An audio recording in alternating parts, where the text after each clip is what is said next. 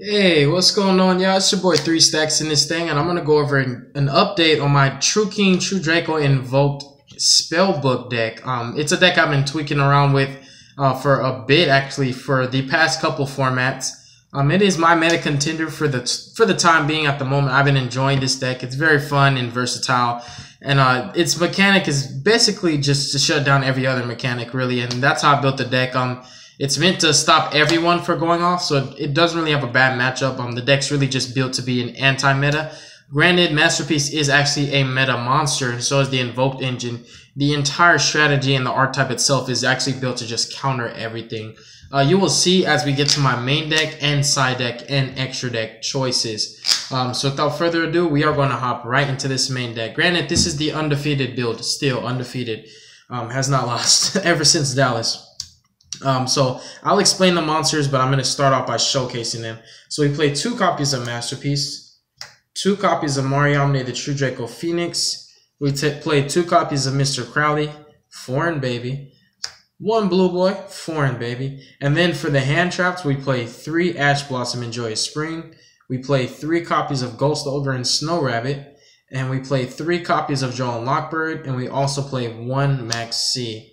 Now the monster lineup, obviously, the larger portion is the hand traps. Maxi is actually self-explanatory.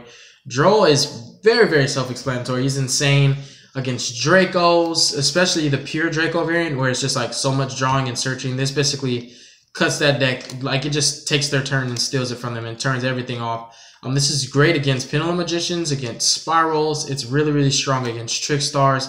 It just like, it hits everything except for, I think, maybe BA and Infernoid. Invokes, I mean, they would have to desire first, and after the desire, you would draw them so that they can't search Invocation, but it's good against every other deck aforementioned. In addition to that, it actually cuts off rogue decks like Dark Magicians. It hits a lot of strategies that really need to search the cards that they need first before they can go off, so it's a really, really great card. In addition to it being a win attribute for fusions, it's a spellcaster for your knowledge if need be so. Yeah, you have to play the ulti maxi or you'll never draw it. I'll always say that in every video. Then we play the 3 Ghost Ogre and Snow Rabbit. You have to play the ultis and you'll never draw it. This card is really, really powerful. I like how she hits the problem and takes it head on. She is another one of the ways that I can deal with cards that I really would rather not waste resources on. So Ghost Ogre can really out those cards like the Time Pendulum, Graph Trap. I don't play Magical Spring. I'm not worried about that. So we just want to Ghost Ogre that trap. Ghost Ogre hits extra deck monsters like Firewall Dragon. Ghost Ogre can hit, for example, like basically versatility in this deck is really good. She hits like basically any link in an extra deck that would activate its effect, which is really strong. She can hit Cypher and Lord Omega, if I'm not mistaken. During the standby, when he activates his effect to return a banished card to the banished zone, I believe, you can chain Ogre and kill him, and because his effect activates in main phase and you're not in the main phase, he can't chain his effect and then banish himself. He'll actually just die. Granted, they can put him back. You deal with the Omega right then and there. She hits so many other cards. It's just like I could sit here and talk about her. She's really, really strong for a lot of reasons. She just outs everything that you need her to, especially in the Invoke matchup. Like, outing Mechaba is really important, and outing Raijin. And then the Ash Blossoms, I mean, I don't really need to say much about her. She's proven herself to be the best hand trap of the format. The Blue Boy, I just run the 1 because I really like how the 1 just complements the deck. You really don't need to resolve your Blue Boy more than once, because once you resolve it once, every other time you would draw Secrets or Knowledge, you'll already have a spellcaster, be it Joel, or if it's Alistair or Terraforming or Meltdown itself. And then the 2 Mr. Crowleys, because I don't really like drawing this card in multiples going first, so that's why I don't play 3. 1 I feel like would not be ever be enough, because there's a chance he can get warninged or striked, or, you know, he just somehow get lost out of rotation, and it's always nice to have a second for the hand trap ability. So in technical terms, you play 12 hand traps. Evenly matched counts as a hand trap too. Winter Cherries counts. There's like a lot of hand traps in this deck. It's really built to be reactive and, like I said, stop my opponent from playing. So it basically counters every strategy, whether it's the hand traps, whether it's the side deck text, whether it's Masterpiece, the traps. It just doesn't really matter. You play 2 copies of Mariamne. Some people, if they play this card at all, they play it at 1. I actually like 2 because it allows me to extend my plays to make Calamities, which is one of my favorite XYZs in the game. In addition to that, it's really, really powerful in your diagram because you search both pieces for Masterpiece. So if you open with her in a diagram, you have a masterpiece. You just search return, flip it, summon her, and then summon him on your opponent's main phase whenever you're ready to do so. So she's really, really clutch for a lot of reasons. She has great synergy. If you can keep True King's Return in rotation and just tribute something else in her, you can summon her back during your turn, pop her a diagram, search twice, search her heritage and masterpiece, like play heritage, tribute something else, and then drop masterpiece, then drop 2 to 3 cards, which is really nice. Just keeping her in rotation, as long as you have a True King's Return and a diagram on field with this engraved, you can just keep recurring like very, very powerful resources and just gain a lot of advantage over your opponent. 2 masterpiece. You can play 3. You totally can. Honestly, if you have this deck, I just recommend you play it however you want. I would never tell you how to run your deck. You worked hard and bought the card yourself. I play 2 masterpiece because 2 works out very, very perfect. There is the problem when 1 gets outed and you're still able to keep 1 in hand. Like, if I open up right, I'll always have 1 masterpiece on field and 1 in hand. So if I ever feel like the first one's going to get outed or it's in trouble, you can either drop the second one or you can chain tributing this in a spell to save the masterpiece from a board wipe, which is really nice. And then for the spells, we play 3 copies of Double D's. We play 2 of the Hot Sauce. We also play 3 copies of Optimus Prime because if you open up with this, it's versatility. It's whatever you want it to be. This could be a masterpiece. It can be a Mechaba. It's just a really, really powerful spell. I'm sad about set rotation. I really am. But you know what? It actually gave me room to play cards that I needed to play in the first place. So instead of being greedy and playing too many field spells, I can play more reactive cards. Granted, yeah, set rotation was a reactive card. It was like, still, it gave me room for other stuff, which really helps out a lot more. 2 copies of Secrets and 2 copies of Knowledge. You have to play the Ulti Secrets. Yeah, you got to play Ultimate Terraformings or you'll never draw them. 2 and 2 worked out fine with me, especially the 1 Blue Boy. I do play 1 of each of the Draco spells. They're perfect at 1 for me. Making your masterpiece immune to spells is what's really more relevant than anything, and their effects to draw help you to deck in and dig more for your combo pieces, and then of course they out back rows all by themselves. I also main deck the 1 Dark Hole and the 1 Raigeki. Main deck and board wipes in this deck are very important because I built the deck to be good whether it goes second or if it goes first. So I main deck cards that are well balanced for going either or. So like I've said in the past video, if you don't win the dice roll, you'll still be able to win. Like if you build your deck for going first, if you lose the dice roll, you probably are going to lose the game. And I didn't want that to happen. So, you know, we play all in hand traps, including evenly matched. We played the board wipes. And then your main deck is built to go first already. You just have to tech in all the going second cards. And they're actually worth playing because they come up a lot. The 1 Invocation, I think this is Italian, but I definitely need to get some translations for YCS events and regionals, etc. as such. That definitely sums up the spells. It's not much explanations needed here.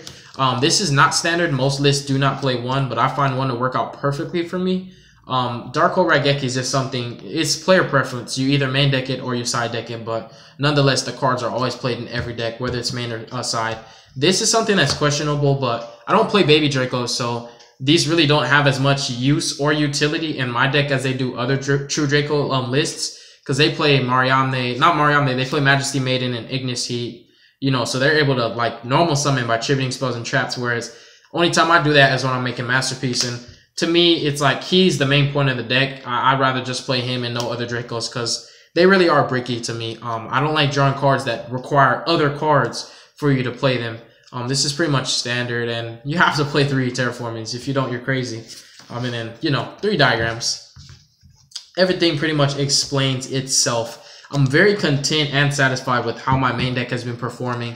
It steals a lot of games that I thought I would have needed to side deck for, but my main deck is really that powerful. Starting off with the traps, I'm actually main decking 3 evenly matched.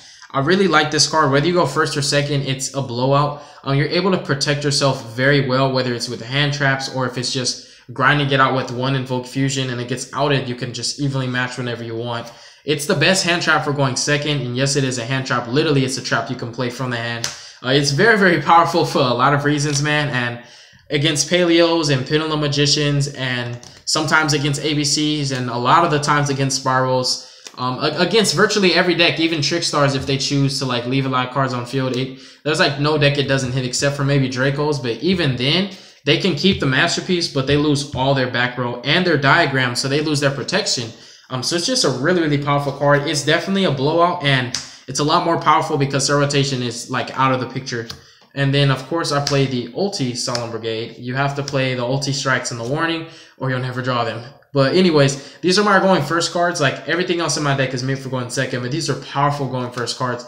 I find myself using strike on hand traps a lot more than most players would. I just really like being able to like activate an effect like Diagram. My opponent chains like Ash or Ogre, and then I chain Strike. And what happens then is everything resolves backwards, and my search happens no matter what they want to do about it, because Strike is a counter trap, and it's like you can Scolding the Strike if you have the Scolding, but if you don't, basically I'm going to get my search inevitably, which I really, really like. And this may catch a lot of people off guard, but I'm actually taking in Torrential Tribute. I find this to be such a blowout, whether you're going first or going second. It's nice to have board wipe. So you main deck the Dark Holes and the Raigeki, and you have T-Tribute, and you have evenly matched to answer to established boards. It really solidifies your game state, and it kind of says, hey, I'm here. You really have to pay attention to what you're doing. I'm not just going to let you walk all over me.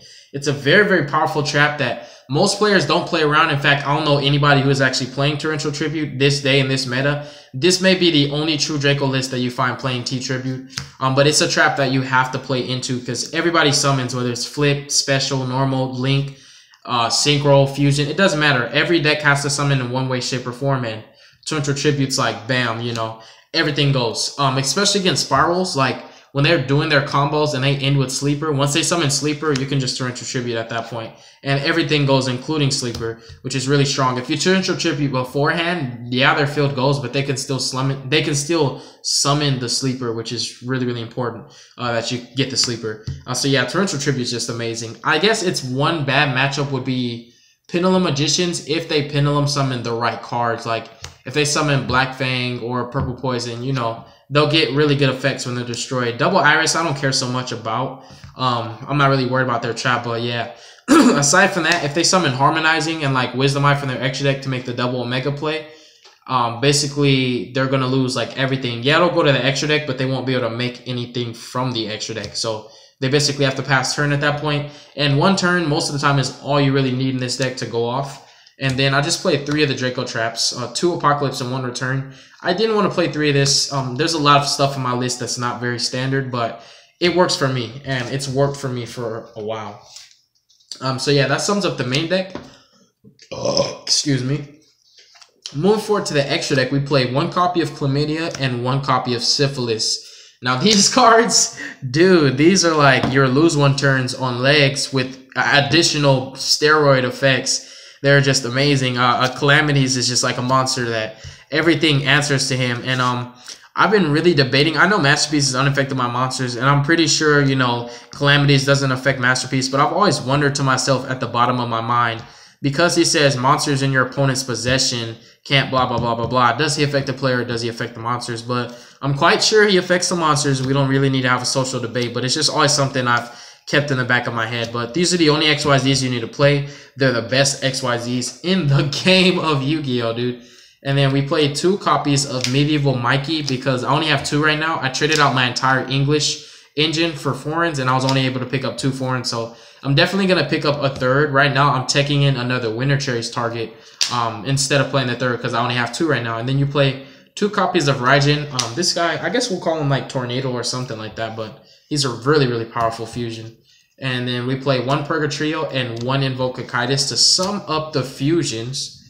Everything at this point is just going to be for Winter Cherries. Oh, whoops, there's my other Purgatrio. The second Purgatrio is right there. I'm sitting here like, wait a minute, I know I played 2. Purgatrio is amazing. You play Double Helix, Buster Dragon, Siphon Little Mega, Dante, and Totally Awesome for all of my Winter Cherries targets. I like that my extra deck doesn't need so much space, so it allows me to have room to actually main deck, well, not main deck, but play all my Winter Cherries targets in my extra deck. So I can steal a lot of game 1s that most players don't, because people side in their cherries, you know, and they side in their extra deck cards into their extra deck, whereas me, I already have these there. So at that point, I have a lot more space in my extra deck, and so long as I keep the cherries in, like if I put cherries in game 2 and leave them in game 3, any matchup really, like if I play Paleos or Burning Abyss, which I feel like this is a good call because Burning Abyss are creeping up into the meta, or if I play Magicians, this is for Magicians and Infernoids, and this is, you know, ABCs and what are they called? The Spirals. It's like it's going to be a walk in the park at that point, because these are the monsters that I see as a huge threat to me and a problem that could be a thorn in my side in dealing with, and I'd rather just banish them from the game and not ever have to worry about them. So this is like a blowout. This is a blowout. This is not a blowout against Magicians or Infernoids, but it's the only monster aside from BLs that they can make that's a threat to me. For BLs, I just tend to make Raijin. I just like using Invoke Raijin, put BLs face down, and then pop them with Masterpiece. There's too many ways for me to play around BLs that I really don't care about him so much. And then, of course, you play Kaiju still. But Dante and Toad are like the other monsters that they never die, dude. Like, they just never die. They keep coming back. I hate them. I hate them so much. So I really need a winner shares this. And Dante, I feel like was a great call because Burning Abyss keep like hyping up, and they're topping now at like events like ARG and regionals here and there. So it's like people who are like budget players who can't afford, you know, the greatest decks, they're like, let me just dust off my BAs and start playing them again. So I feel like playing Dante as his winner cherries target increases my ceiling in the Burning Abyss matchup because nobody's really playing this as a cherries target. I'm not saying literally nobody, but barely anybody is even like thinking that far ahead, like, oh, Burning Abyss could be meta. So I'm ready for them if they're ready for me. And then the side deck, this should be 3, but it's only 2 raw spear modes. But I'm trying to find room to play 3 because going second against Spirals and Infernoids, when they resolve Void Feast, they have literally 3 monsters. You just raw spear mode them, and at that point, it's really, really advantageous for you because you don't have to play through the negates. But I only have 2 right now in my side deck. Then I have a full-fledged Kaiju package. The Kaijus I chose to go for are Kaijus that Masterpiece can attack over. I was going to play the Dinosaur Fire Kaiju Gale Dagaran, but the problem is if my diagram is not on the field, that Kaiju can attack over Masterpiece. So I feel like it was a smart and proper choice to make by playing Kaijus that are all smaller than Masterpiece. They're all smaller. Yeah, you can use True Draco Apocalypse to like half attack, but if there's no True Draco Apocalypse there and Diagram's gone, then Masterpiece is very vulnerable to just be attacked over, and I'd much rather not give them a monster that can attack over my Masterpiece, if it makes sense. And then Wind Fusion, don't play the Earth, but definitely Water Fusion as well. So there's basically more synergy with these than their attributes.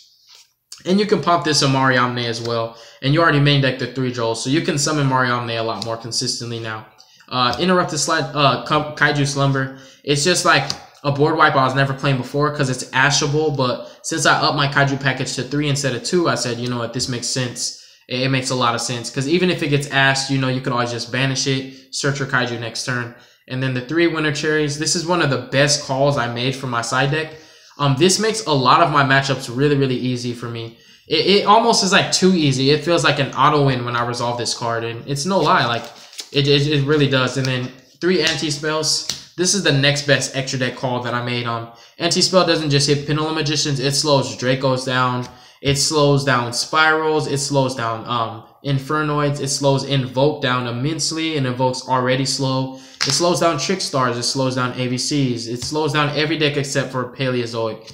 So it's great against everything. And it's a continuous trap that I can summon Masterpiece using it and banish it as fodder too. So it has so much utility in this deck. And probably the most spicy and greatest call that I made for my side deck was 3 Shared Ride. This card is so broken, it doesn't even make sense. This is the equivalent of having a Droll and Lockbird in your hand. So in technical terms, you're playing like the Winter Cherries and this. You play like 21 hand traps, really, including the evenly match. But this acts as a hand trap, but basically it does the same thing as Droll in the sense it just stops your opponent from searching, which is really what I'm trying to play it as. It's like a trap. It really is. It's like Mistake for a turn, but it's a lot more powerful because it's not as slow as Mistake. And yeah, Mistake's a continuous, but this can be played in chain from hand during any phase.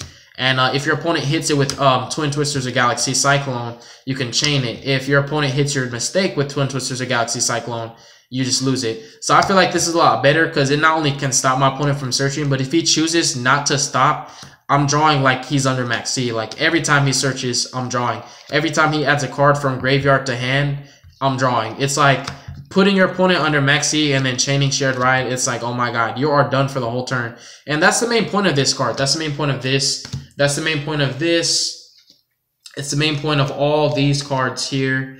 It's the main point of Masterpiece. It's the main point of these. It's the main point of all the hand traps that I play Like I told you in the beginning of this deck profile, the whole point of this deck is to stop my opponent from going off. And it's the main point of like all these cards. You play all these extremely powerful cards that just say your opponent really can't do much. And if he does do something, you can stop him still. So I really love this deck, as you can clearly see. I think it's a great meta contender. I honestly think that it's one of the best meta calls, aside from Hail to Perfection. That's the only other deck that I would consider playing. But this is just such a powerful deck. I love the extra deck. I love the side deck. I love the main deck. I wouldn't take out or change anything except for maybe Spear Mode. Thank you guys so much for watching the deck profile. God bless you. Make good choices. Don't hurt your brain cells. Peace out. I'm out. Thank you for supporting the channel. Y'all be hearing from me soon.